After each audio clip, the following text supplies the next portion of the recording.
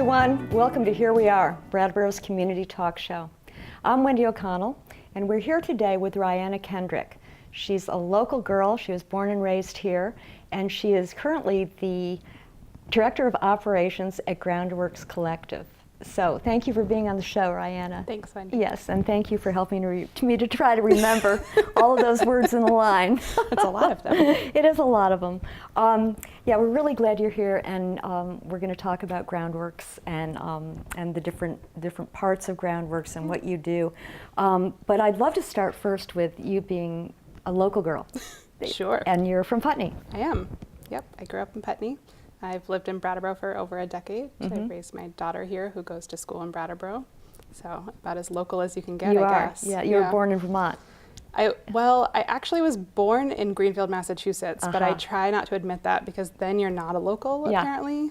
But I came home from the hospital here, so I think that counts. I think it does count. It's really tricky. It depends on who you talk to, for one thing. It's true. Yeah. How was it growing up in Putney? Did you like it? Was it a close community? I did. It's a small community, so you certainly know everyone. As an adult, I don't feel like Brattleboro is a whole lot bigger, but I'm reminded sometimes when I'm in Putney just how small it is. It was a tight-knit community. It's where I grew up, where I first worked. I still have friends that live in Putney, so I like to visit, even though I like Brattleboro and the size a little bit better. Yeah. Well, there's certainly more of everything here, but Putney is manageable too. Yeah, and it's a sweet town. Yeah.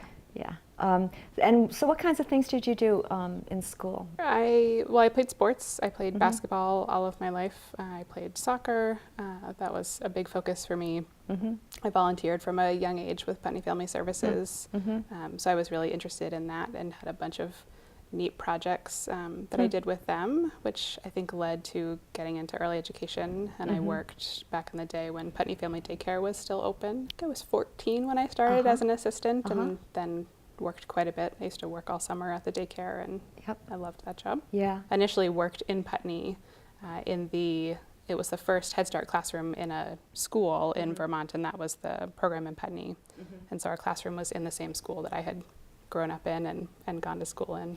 So you were working with a lot of early education for a while, and then did you continue in that vein, or did you move into something else? I didn't. I moved into something else. I was a very young, about to be single parent, and I left early education. I had started going to school at that point. I was getting an associate's in early education, and I put that on hold and took a very different job working in a hotel. Bit of a change of pace, trying something new, and ended up loving it, and very quickly was promoted and ended up in charge of sales and operations for 2 hotels in Brattleboro. And I spent a couple of years in Brattleboro doing that, and then worked for a company in Greenfield for a couple of years after that. So bit of a change. Yeah, that was a change. Yeah. And did you continue for a while? I did continue for a while, and then I unexpectedly became a foster parent when my niece was 5 months old, and working in Greenfield, far away from home, with really unpredictable hours was no longer possible, and so I ended up taking a job at a bank in town and was working back in Brattleboro again. So you were a single parent for 2 kids at that time? For a while I was, yep. Wow, that must have been a lot of juggling. It was a lot of juggling. A lot of juggling. I had some great supports. Did you? That helped make sure I could get 2 different kiddos to 2 different schools, and different ages. Yep, different ages, different needs. Yeah, and how was the support back then for early education, early young kids? I mean, you were right in it. You were a working mom. Yep. My daughter, when she was young, went to Winston Prouty. That was the program that we utilized, and without the support that I had through them, I can't imagine having survived her early years. It was a very expensive program and extremely worthwhile, and they were extremely supportive to me as a single parent. And I felt the same way when my niece was initially at Mulberry Bush, and then transitioned over to Winston Prouty. They actually transitioned her at a younger age than they normally transition kids, which was incredibly helpful. And she was able to access a great program there as well. Yeah. So I felt really well supported by their program in 2 different experiences, 2 different occasions. 2 very different experiences. Well, you had, by the time you were in your early 20s, you had a whole backlog of experience about early education and the needs in the community for that. Yep. And then the whole hoteling that you Yes. did, whatever that is called. I guess hospitality, Yep, right? hospitality. So how did, I can see, but can you talk about how that informed you getting involved with Groundworks, or it was before it was Groundworks? It was before Yeah. Groundworks, yep. I then, when I became first involved with Groundworks, I was actually at the bank in town. And so I had this whole host of experience that tied together in really odd ways, but essentially led to having a number of different connections in town and being able to access all sorts of different things, and led directly to, I then actually, to come full circle, was then working at Winston Prouty as a family support case manager and was on the board back then of Morningside Shelter, at which point there became an opening and a position was created, and I joined actually the drop-in center about 6 months before we merged to do some work there. And so everything that I had learned and done up until that point, the connections that I had made, became crucial to the work that I was doing with folks that needed all sorts of different things. Yeah, I can see how, dealing in hospitality, that you have a certain demeanor with people, but a certain connection that you have. It's sort of implicit in the situation, right? Yeah, you have people coming in for short amounts of time. Sometimes people repeat. Where I worked in Greenfield, we had a number of schools that surrounded us, so we would see the same parents on a kind of routine basis. So you learn to form connections really quickly and authentically, and you learn to resolve conflict. Conflict was a big piece of that work, making sure that people are happy. It's a for-profit world where the customer is always right, and so you're juggling that balance while still being aware of the bottom line. So those skills became crucial to the work that I'm doing now, even though it's a nonprofit world and our customers or our clients are facing a very different set of needs. But you're using all of those skills. Yes, all the time. All the time. All those connections, all of the time. You do find yourself resolving conflict a lot. I do. And being kind of comfortable in that kind of situation. I am. A fair amount of chaos. I think, I grew up with 3 siblings, and so probably from my early days we had a fair amount of conflict, and it's something that I naturally have gravitated towards as an adult. And as much as I love for things to be running smoothly and people's needs to be met, the reality of the work that we do is it's often not the case, and I'm very comfortable in resolving conflict. And really, I think the baseline of that is connecting with people to ensure that we can meet their needs, and so there is less conflict, which is the piece that I really enjoy. So that's it. And that, again, I think is sort of what I keep coming back to, when you talk about what you've done, is the fact that you are dealing with people on a one-to-one basis, and you're listening to them a lot. And each role that I've had, it's been all about people and supporting whatever their need is, whether it's a hotel room or a bank account or shoes or a place to sleep at night. So very different needs, but it's all about meeting a need in itself. And so the work that way is very similar. Yeah, and also finding the resources. Yes. And knowing about the resources that are available, not only through Groundworks, but within the community itself. Absolutely. And to have grown up in the community that I am able to do this work in is a huge benefit. And I'm able to connect to all sorts of people that I think it's not impossible, but I think it's much more challenging to come into a community where you're not familiar and you don't know a lot of people and have to first make those connections and then do the work at the same time. I think that there has been a lot of coverage in all of the local media about people who are homeless. Yes. And I think there have been many articles written, there have been many voices heard about it, and I'm wondering if you can help to dispel some of the myths that are in the community. Sure. There's some big ones. I think one of the first that we hear is that people flock to Vermont for the amazing benefits and ample services that we have, and so we have a larger homeless population because of it. We, in all of the work that we do, collect a significant amount of data for reporting, for grant funders, and nothing that we collect shows that's actually true. The vast majority of people who become homeless do so in the community that they were born in, raised in, or have significant connections to. So they have family here that they've returned to if things have fallen apart elsewhere. And so it is common that we do have folks that have come from another area, but that percentage is so very low in comparison to the population of people that we support. And I think that's a really important thing to keep in mind because it's easy to get caught up into place blame that doesn't really belong there because we think that people are coming from other places.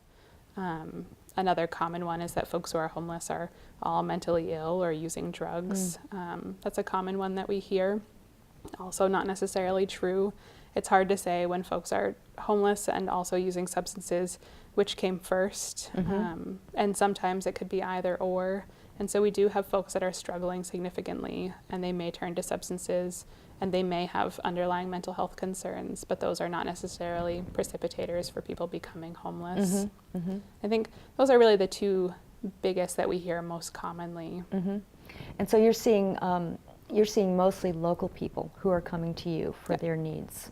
And all ages too, right? And all ages. We've had young kids come in. I remember very clearly we had a child come in who was attending high school in Brattleboro last year who stayed a couple of nights in our emergency shelter.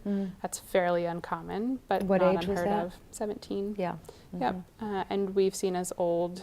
We've seen more recently an increasing age in our population, and so we certainly have folks who are in their 70s and even early 80s who maybe have lost housing as they've aged and have no other supports in place. Yeah, and I think, a big part of this too is because it is becoming more obvious in the community just when you walk down the street, which wasn't, I think it's mainly been the last 5 years, is that about right? When we're seeing a little bit more of that. And I think that, again, it's a situation where most people don't know how to respond or don't have a way of responding that feels comfortable for them. Right. And I think that, such a huge part of this seems to be the fact that these are people in our community. Yep. This is part of our community. They certainly are. Yes. I think it's really hard. I mean, it is a horrible thing to know and to face that we have people that are homeless in any community is a really challenging and traumatic thing to face. And so I think it becomes easy at times for people to avoid it. And I think keeping in mind that regardless of whether someone's homeless or not, or if they're homeless and using substances, whatever their issues they may present with, they're still humans and they're people in our community, neighbors in our community. Right. It's really kind of how we need to frame that conversation and to treat people as such. And so if you or I were to pass each other on the street, we wouldn't ignore each other. I think the same goes for somebody who may be homeless. I think it becomes more uncomfortable if people are panhandling, which has certainly been a huge conversation in our community. And I think that there's a number of different ways that you can respond to that. My personal preference is just to greet people, and if there's opportunity to have a conversation, there isn't necessarily pressure to give money. And I recognize that there are occasionally situations where that does happen, but I think that if we acknowledge people for being people, then it goes a long way to kind of dispel that folks who are homeless are outcast and not valued as members of our community, Right. which just further oppresses what already is happening in their lives. Yeah. And I'm sure that they hear a lot of the same responses. I think that, what I've done also is like making sure that they know what's available in the community, which they probably hear a lot. I think the majority of folks know what's available. It's rare that someone new, if someone new appears in town and is homeless and is struggling downtown, we often get a call pretty quickly about that. Folks know they can reach out to us. And the folks that we serve will bring folks in. I don't think that there's a lot of people floating around the community that we don't come in contact with. Yeah. So you're pretty much seeing everybody, you think? Yeah, I think in one way or another, whether they're coming for the food shelf or the day shelter to take a shower or to pick up their mail or receive some support. So it doesn't mean that everyone is necessarily receiving intensive services from us, but there's some level of service that we can provide. Yeah, and the services that you do provide are really kind of extraordinary. You've got the food works, and I've got a list of them: the food works, the housing works, the support works, the change works, the health works. So you have people embedded in these different places, in the drop-in center and at the shelters and all, who are available. Yep, so we've expanded capacity. One of the things we've done kind of innovatively and to be creative is to, when funding is scarce, to expand capacity by partnering with other agencies. And so we, for a number of years now, have partnered with a retreat, and so we have an on-site clinician. And this year was the first year that role was increased to full-time. And so we have a clinician that is available and spends time in each of our programs, which has been amazing. That's great, yeah. And then we have a newer partnership with BMH where we have an RN on site and able to provide support around medical care and getting folks connected to care, which has also been wildly successful. And our newest is a partnership with HCRS, where we have a drug and alcohol counselor on site 2 days a week at the drop-in center, connecting with folks and helping them get connected to other services, or just informally to connect with folks about what they're struggling with. And those partnerships, I think, have been incredibly beneficial to the work that we're doing. And to the individuals, obviously, who are taking part in it. And Absolutely. do you get feedback? Do you hear back from folks who take advantage of these different things? I think we hear feedback on a fairly constant basis. So we know if something isn't appreciated, we tend to know if something is. And so we really value, the folks that we're serving they're the input that we need to hear most. And so we take that into consideration when we're working on any sort of new program that we're developing. We're always trying to have client voices. And the connections too, I mean, the people who are coming in for the services are connecting with the people giving the services, which are connecting to you as well. And so there really is a dialogue going on, and you guys are really in connection. Yeah. I think it's much more, obviously, it's much more than most of us know about. That's happening. Yeah, I think there's an awful lot of kind of behind the scenes work. There's the range of services that we provide is pretty broad. And yet we're not meeting every need in the community through the services that we offer. So how do you feel about that? What do you think in terms of, obviously, you're always having to raise money. Every year you have to go through this, right? Yes. And you do all kinds of wonderful creative things to do this, like the camping out. In the park, which is coming up. It is May 18th. May 18th, right? Which is something that everybody can take part in to experience raise money and to raise money. Do all of those things. Do you feel like you are having to ever expand your services? That's a great question. We certainly have grown rapidly since our merger. I think the goal of the merger was to be able to provide more comprehensive services to the folks that we're already serving, and to be able to expand to ensure that we're providing them kind of the most service that we can to where it's needed most. And so we've done a lot of that. So we've grown rapidly. We're kind of in this phase where we're slowing down a little bit to make sure that everything's catching up at the same time. But we have a number of new programs that have been developed in partnerships, and are continually looking at kind of what needs to come next.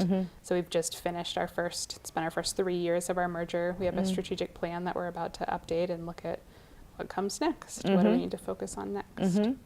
Yeah, because if you've increased everything in the last 3 years, you must be at a place. It's like a business, and that's another part of it. I mean, you're also running a business, right? We certainly are. I mean, we still have to be able to pay our staff and keep our doors open, and I think our next biggest venture is certainly around site, because as we've grown, we have absolutely grown out of our spaces, and so we need a permanent home for the seasonal overflow shelter and a permanent home for offices for staff, and so that's definitely a focus of what will come next. Our day shelter is actually is one room technically, so we have one kind of living room space designated for people to be in, which holds comfortably maybe 6 people, and on any given day in the winter we could easily pack 30 or 40 people into that space, which includes the kitchen and laundry room. So we're stacking people on top of each other.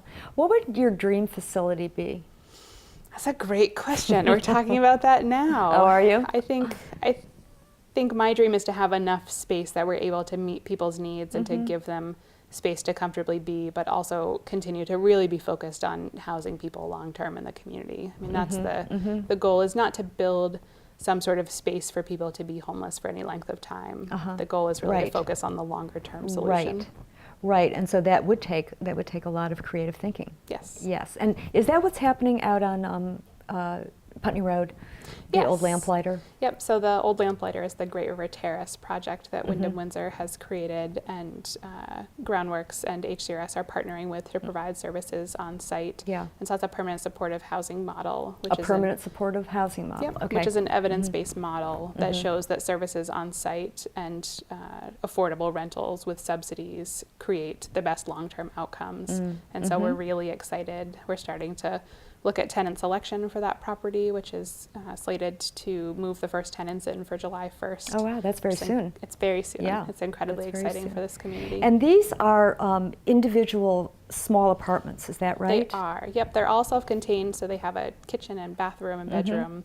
with a community space in the middle where services can be provided, and also there can be other community groups and meetings and things that happen. That's and great. It's the second project of its nature in Vermont. Really? So, Oh, that's yes. exciting. The only other one that exists is in Burlington, so it's very exciting. We've visited and we've talked quite a bit with them. I think they're really excited to hear more about the work that we're doing. We were very intentional about the services that we'll provide there, and so it's exciting to be able to collaborate back and forth. Oh, that's great. Yeah. Again, you're making more connections. Yeah, absolutely. Yeah, and we had Bob Lyons on the show, and he talked about Home at Last, Yes. which is for veterans, Yep. right? And that sounds like it's been successful as well. Absolutely. But ultimately, people want a home, right? People want their own place to stay in. They do, no matter what it looks like. And home looks different to everyone, but having some continuum, there's no one-size-fits-all model when it comes to Right. housing. And Yeah. so having a number of different options is the only way that we begin to actually solve homelessness in our community. And what about families?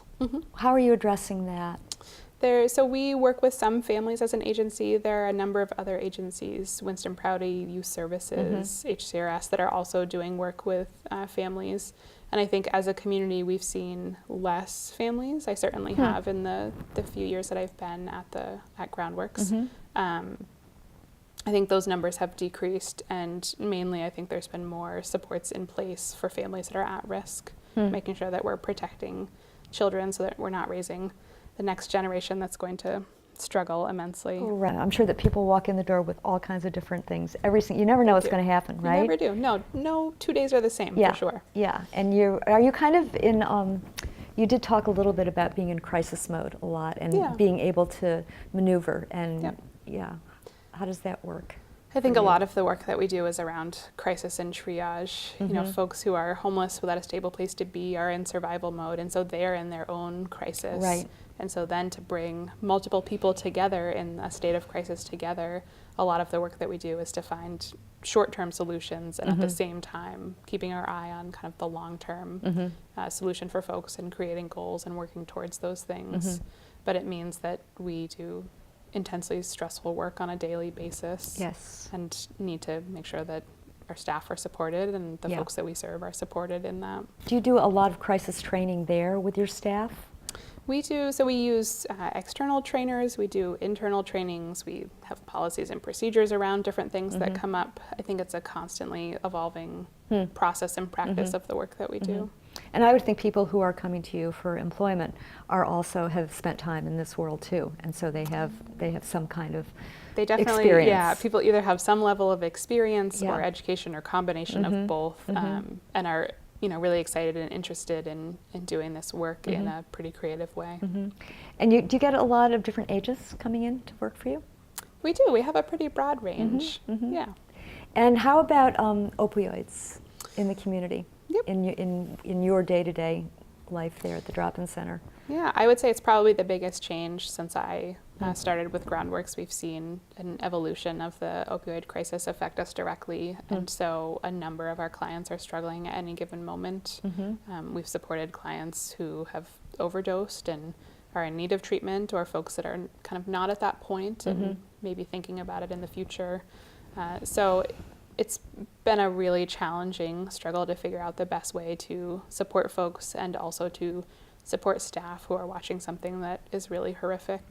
And so I think as a community, we're struggling with how to respond to that crisis overall. And as a state, there's some exciting work being done. Is there? There's the Governor's Council on Opioids that has recently released their report, which has recommendations. And so it'll be exciting to see some of those recommendations begin to trickle down into communities, and for us to continue trying to find solutions to something that's pretty enormous for us to tackle. Yeah, and it's become so prevalent. It certainly has. Yeah, and so when you, in dealing with this specific crisis, are you bringing people in to help with it? There's a number of different things that we do. We certainly partner significantly with the retreat. Not only do we have our on-site clinician who is a conduit to services there, but we have a number of clients who access support there. HCRS is another. One of those pieces was adding a drug and alcohol counselor on site to try to better address if folks are having needs right in the moment, how can we address those without necessarily having to transport someone somewhere else when they're in some state of crisis. And sometimes folks might be interested in having a conversation but not quite ready for treatment. So each person, each situation is a little different, even though they have some similarities. And so it's just a matter of trying to figure out, how do we make sure we have enough resources on site and kind of at our fingertips to be able to support each person's needs. Yeah. But you're not 24 hours, right? We are not. You're not 24 hours. So in the winter, with the emergency shelter open, we certainly are. Yeah. Our clinician from the retreat, Zach, was on site this winter at the overflow shelter, and he would work. He was there till 8 at night, often later, connecting with folks, and so there was some support later in the evening. We also use the HCRS crisis team if there's needs that come up overnight, and they're either able to come on site or we can connect with them in the emergency room. Do you ever feel success with these things? We certainly do. I mean, I've seen a number of people in this work be able to get housed and be successful. That way, yes. And kind of integrate back in the community. So there's success in that way and those are large successes. Those are ones that we really kind of carry us forward for a while. And we also see small successes of people kind of being aware of what's going on and being able to begin to case plan. And the even smaller successes are just in doing outreach in the community and connecting with folks on a regular basis and just making sure that we know their names and they know ours. Yeah. So success can mean all sorts of different things. It can. It's a tricky question. And, it is. You know, and I think by success, you know, I mean that people feel that they're being served, and you feel that, you know, at the end of the day, at least at the end of some days, you know, you feel like, you know, you've done something that, you know, has some legs to it. Yeah, absolutely. And I think a number of those things happen. This is a particularly hard time of year because closing the overflow shelter, as challenging as that program can be, because then we have another program that runs 24/7 for 6 months out of the year. So there's this kind of sigh of relief, and at the same time, this sadness that we're sending 35 people plus into our community to camp out for the summer. And anyone who's camped in their lifetime knows that, you know, you might make it for the first night or two, but once it rains and you're wet and cold, it's pretty miserable. And so to think about folks who are doing that for 6 months until we reopen the shelter again. Wow. And is that pretty true? Is that it's these people go directly from the shelter into camping? Yep. So we handed out tents Monday morning, Yeah. and there are now people camping throughout the community. Some folks we're able to find solutions for or to move them into our other shelter. So it's a constant negotiation of how to support folks. But we have a number of folks camping and that will camp for most of the summer as we continue to work on solutions. Ongoing. It is ongoing. Ongoing. You do have a really fabulous board. Yes, we certainly do. Yeah. It's a large board. It is. It's a large board. Yeah, I would do a shout out for Chad Farnham. Yes. Yeah, and yes, he's our board president. Yeah, your president. Chad and I started actually on the Morningside board around the same time. So it's been great to connect over the years, and we're super glad to have him. Our board is incredibly strong, and in terms of the fundraising goals that they've set and we've set together, you know, they're doing some incredible work. I'm sure you could do a shout out for everybody, but you've got a big board. It's such a great organization, and I know that having walked in and seen what it's like and seen, you know, you can feel like it's chaos, but you can also feel that people are really happy to be there and really glad to be there. Yeah, you know. I think that certainly is the case most days. Yeah, right. That's right. No, staff, I think, you know, we're happy to be there. We come to this organization, something draws us here, and so it's special to be a part of people's stories and to be able to support them, whether it's for a short amount of time or for some folks a very long time. It's really big work. Yeah. It's really big work. Thank you so much. Thank you. Yeah, it was great to have you. Thanks to all of you for joining us yet again for another weekly episode of Here We Are in Brattleboro. We will see you next week. Thank you so much for tuning in.